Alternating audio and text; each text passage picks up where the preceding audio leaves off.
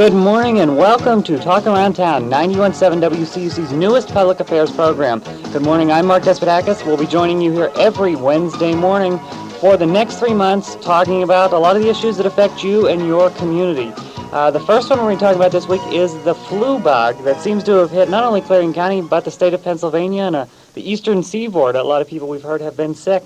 And joining us today is Randy Bowser from the Clarion Hospital. Good morning, Randy. Thank you for joining us. Good morning. How are you today? I'm all right. A little early. Let's talk about, first of all, the flu season. We hear this a lot. What exactly does that mean? Is there like a certain prescribed months that it's from this day to this day? What is the flu season? The traditional flu season that you hear people discussing runs anywhere from late October until April, although you're able to catch different strains of the flu any time of the year. Okay, so is that timetable specific to our area or to the eastern part of the United States when you're saying it starts in October, or is there, in different parts of the country, it's different times of the year? It follows the seasons pretty much, late fall and winter, depending on where they're starting at different parts of the country. Okay. Well, this year it seems that everyone has been sick with the flu bug. Is that true, and if so, why is it that way? Here in Pennsylvania, we're seeing an awful lot of people with the flu. Knowing exactly why, I can't say that for sure at this time, because they study this year-round to see what the problems are. I would hazard a guess that in Pennsylvania we're seeing such a strong reaction with the flu due to the continuously changing weather from hot to cold so far this winter. Okay, maybe that's also maybe a misconception. People get the flu and the cold mixed up. Could maybe you explain the differences? Are they subtle? Are they big? Oh, there's a big difference between the cold and the flu. The cold itself is what we refer to as an upper respiratory infection, dealing mostly with congestion in your nasal passages, sore throats, coughing, to that effect. The influenza virus itself, which we hear so much about, and again, I just want to let you know there are several different types of influenza virus. The one we're talking about when you talk about the flu season, though, is a lower respiratory virus, which means it invades the lungs. Okay. So you're saying there's different types of flus out there then. What's the best course of action for trying to prevent that? The absolute best course of action you can come across is to prevent the flu in any way that you can. Number one, the hand washing techniques prior to eating, not after you've shaken somebody's hand if they've been sick, to go and wash your hands before you touch your eyes or touch around your mouth. That is the best way to help prevent the flu. The other is to be precautious. If you're around somebody who you know has the flu, try to avoid them. You're in a setting here at the college where you have a lot of people housing together, and that tends to allow the virus to breed. Okay. The flu shot seems also to be something that most people try to do as a precaution, but this year I've heard that a lot of people went and got the shot, and it hasn't really done anything for them. They still got the flu. Why is that? Well, understand, the flu shot itself is designed for influenza A and influenza B. Those are specific strains of influenza that they have targeted from the southern hemisphere during their winter that they believe will hit the United States. And they're like 6 months ahead of us in that treatment. The influenza that comes here, understand the virus itself is what we term a mutating virus, which means even though it may be what they're seeing in Australia or Southeast Asia the 6 months prior, we may not see the exact strain of that type of flu when it hits the United States because of a mutation that may have taken place. It's the scientist's best guess, so to say, with it. But also you have to understand that there are many types of influenza. The one that the Public Health Department talks about is the type A, type B, and those are the ones that really make you very ill.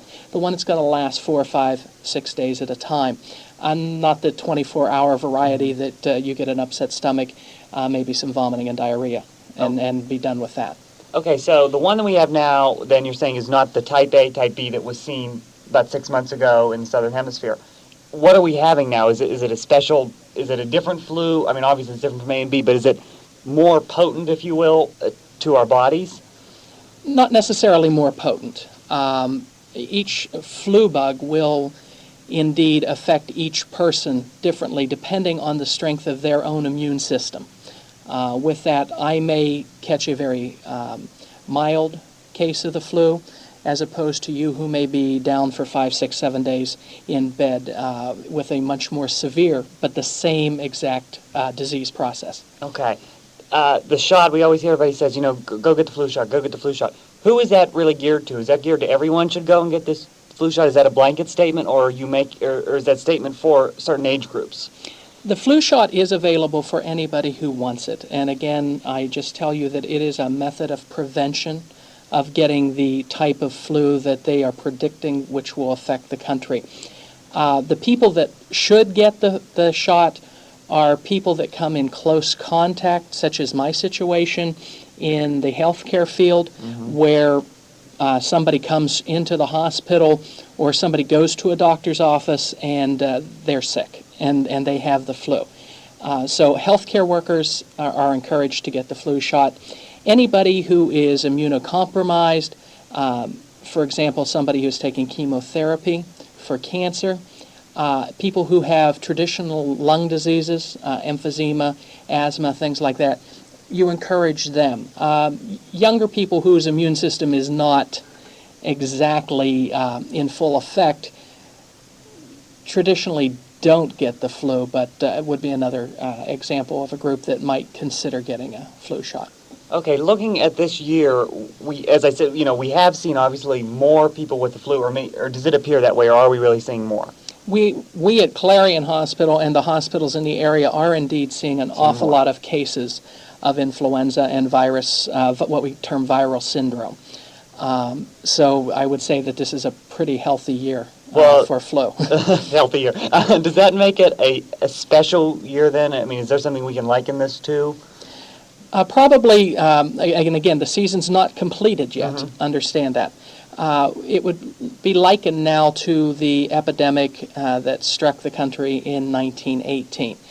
But today we have a lot more knowledge and some medicines to sort of help us through that. And with the advent of antibiotics, we shouldn't have the death rate that they had in 1918. Okay. We were saying the flu season. Why is it that there is a season? Why are these months more susceptible to getting the flu than, say, July? Why is it? Is it the cold? I mean, we always say, it's cold outside, so bundle up because you might catch a cold. Is that also the same for the flu? I would, again, say that the problem is during the winter months of the year. We have the days that are warmer. We have the days that are colder. We'll see less of the disease if we would stay constantly in a very cold climate when it gets 0 and below in that time.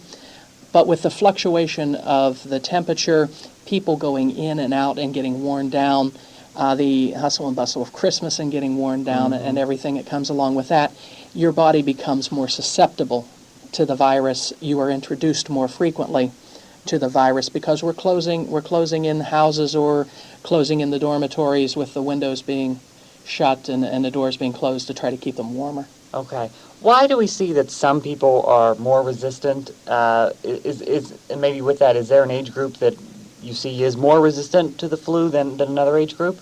Young adults are probably more resistant because they are at the height of the immunity. Their body is very strong, very energetic. Their immune systems, for the most part, are able to counteract the flu virus.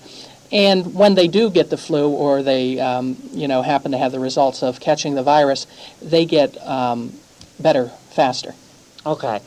We are going to take a break. When we come back, I want to talk to you a little bit about some of these drugs we're seeing out on TV all the time to maybe prevent the flu. We'll be back after this on Talk Around Town. Research shows that people want more interaction with the animals at the Pittsburgh Zoo. So we've invited noted primate specialist Dr. Claude Bramblett. Hello, Dave. To talk about communicating with the gorillas. So, Doctor, what's a typical gorilla communication? Are you okay? That's a gorilla communication, Dave. You try it. Me? No. Come on.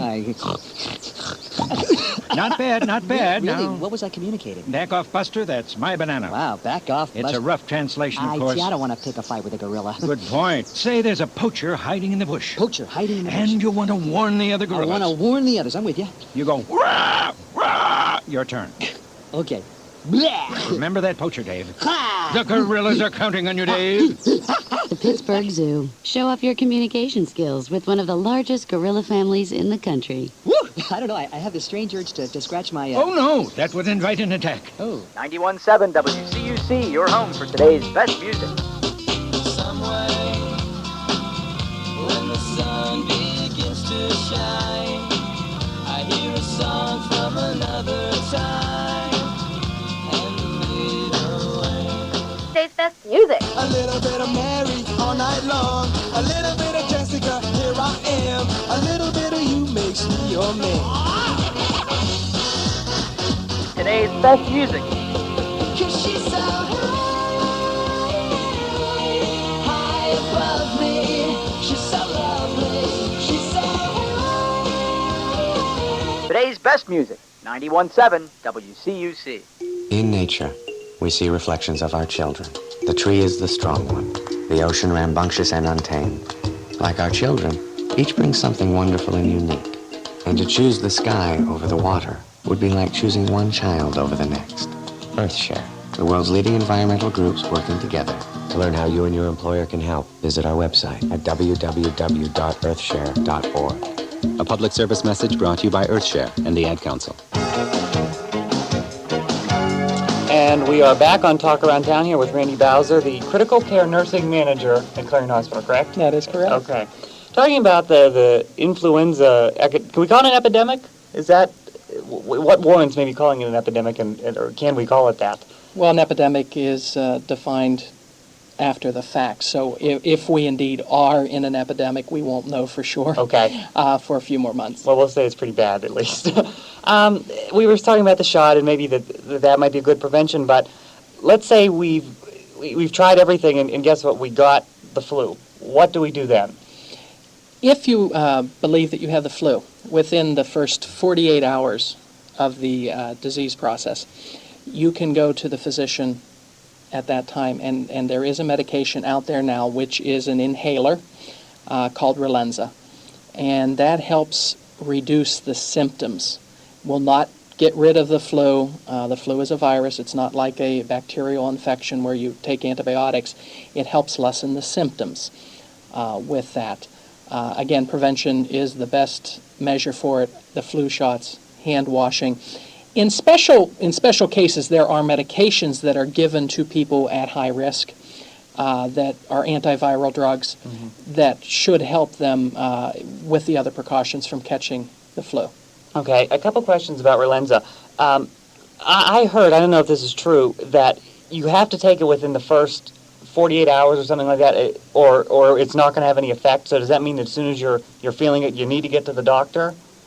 Well, you have to have the medication prescribed by a physician. Right. So yeah, within the first 48 hours of symptoms, you have to get to the doctor so that you can start on the medication. Okay, and if anyone out there is thinking, what's Relenza? You've probably seen the ads on TV. It's with Newman from Seinfeld. He knocks at the door and they say, who is it? And he says it's the flu bug, and he comes in. It's a very funny ad, but it brings me to another question. This sort of to medications maybe in general, just stemming off of the flu. We've seen so many of these ads now on television and in magazines, and really it's really been proliferating on television about things like Relenza and all of these other medications out there, not necessarily for the flu. And it leads me to the question, are we then sort of self-medicating because we're going to the doctor and saying, oh, I saw this on TV, can you please prescribe it for me? What is the sort of the medical profession's take on drug companies running all of these ads on TV? Well, first of all, the drug companies are out to make money. Right. Of course. And Relenza, as a matter of fact, is a new drug and relatively expensive. It's about $58 for the prescription, whether that's covered if you're lucky to have an insurance provider that happens to cover that. But they are pushing it because it is a business and they are in the business to make money. You need to go to a physician, though, to determine that it is indeed flu that you have, and this drug would be good. I mean, if you have a bacterial infection or some other disease process which may be going on, you need the doctor's expertise to determine the course of treatment. Okay. So, I mean, have you seen people coming in and saying, I've seen this on TV, maybe not necessarily for Relenza, but for some of these other things, the drugs that are out there, maybe antidepressants or things that I've seen. Have you seen patients coming and saying, hey, I think that would be right for me? Oh yeah, that happens. It doesn't happen as much in the hospital, but it happens quite frequently in physicians' offices. You see all the major magazines with advertisements from anything from diet pills to miracle cures. And people go in and talk with their doctor, whom they have confidence in to make the right decision for them. And they're seeking his expertise in that, but he has to determine what exactly the disease process they're in. To determine the course of treatment. Okay. Bringing it back to the flu, we're saying maybe to go to the doctor. What actually, I'm sitting at home and I'm not feeling so well. What sign should I be looking for that I should say, hey, this probably is the flu, I should go to the doctor? What symptoms am I going to have if it's the flu versus the cold maybe? Well, the cold, to start off with, you're going to get some crossing over of the symptomatology with it. A cold's going to give you a runny nose, possibly a sore throat, maybe a feeling of what we term malaise, which is a general bad feeling. Influenza is going to be stronger than that. You are going to feel like, from personal experience, somebody taking a baseball bat and beating every muscle in your body. You usually have a cough of some form. You have difficulty breathing with that, and usually you experience the nausea, vomiting, and diarrhea, which you shouldn't get with the regular cold. Okay. Everyone has pets, almost everyone has pets, and everyone plays with the pets, and sometimes let the dog lick the face and everything. Do animals get the flu, and can we catch it from them? Well, all animals have their own sets of diseases that are common to them. But yes, there are certain diseases which can cross from an animal to a human and from a human to an animal. Influenza happens to be one of those. If you remember, I think it was about 2 years ago in Hong Kong, they came out with what they called the avian flu, and in Hong Kong that's where they determined this originated, and they destroyed most of the chickens on the island of Hong Kong. And back in the early 1970s, the country was inoculated for the swine flu, which is, again, a virus that happened to come from pigs. Okay. We sort of touched on this earlier, but it's, I noticed over these last few months, both of my parents were sick, and at least my mother, it was confirmed that she went through the doctor and they prescribed some things for her because she had the flu, and my dad was sick. Even if he had the cold, he had something. So I was living in the house with both of them, and I went to work, and those that I were most in contact with at work also were sick. Some of them were out for a few days, but they were obviously in work for a few days as well. Why did I never catch anything? Again, you're lucky. Maybe your immunity was a little better. Maybe you were well rested, proper diet, good exercise, and you're young. Okay. And that helps. Okay. So how do you determine, next year, so you've looked at what we've had this year, and you look at what you have in the Southern Hemisphere. What do these factors and maybe what other factors go into next year when you're trying to figure out, okay, we got another flu season coming here. How are we going to get ready for it? Okay, again, remember what I said, that the virus mutates. Okay, so starting sometime in the late spring here, they will be experiencing the flu season in the Southern Hemisphere. People from the Center for Disease Control will be in touch with people from the countries in the Southern Hemisphere. They will look at the DNA of the influenza that is down there, the type A, the type B, and they will start preparing the vaccine for next year. Okay. It seems maybe at this time of the year that we hear always about the elderly being sick. Is that true? And is it from the flu? Is it from the cold? Are they more prone to this because of a weaker immune system? They indeed are more prone to it. The elderly are on the list. They are more infirmed with more diseases. Their immune system is weak or weaker than a healthy adult. But again, you may see a 90, 80, 100-year-old person that's never been sick a day in their life.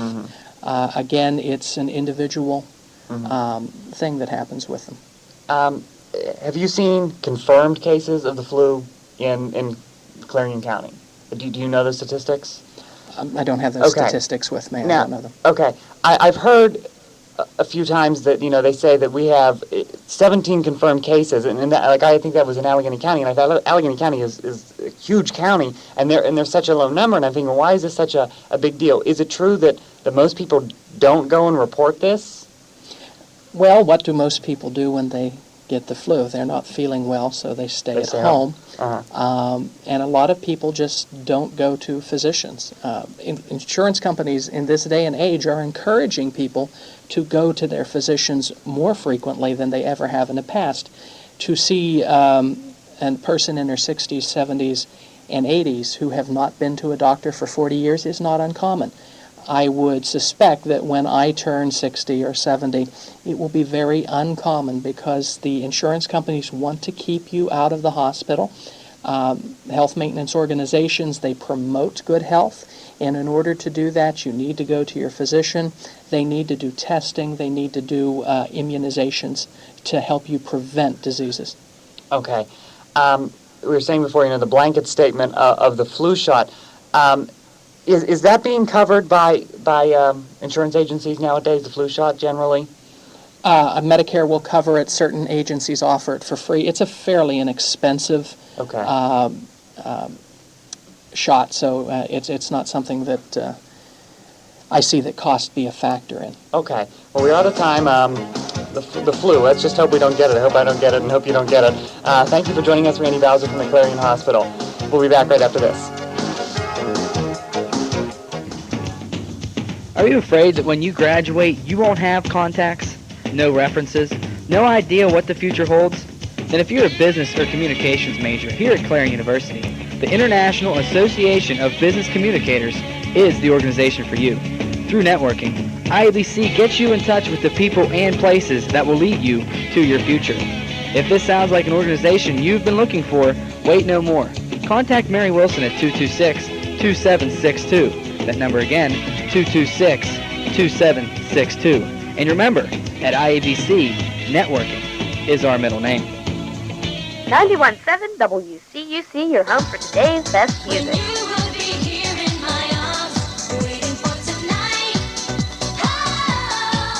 Today's best music.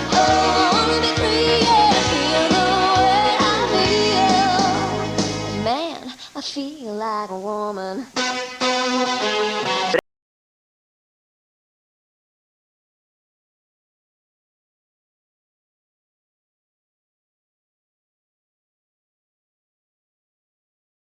WCUC.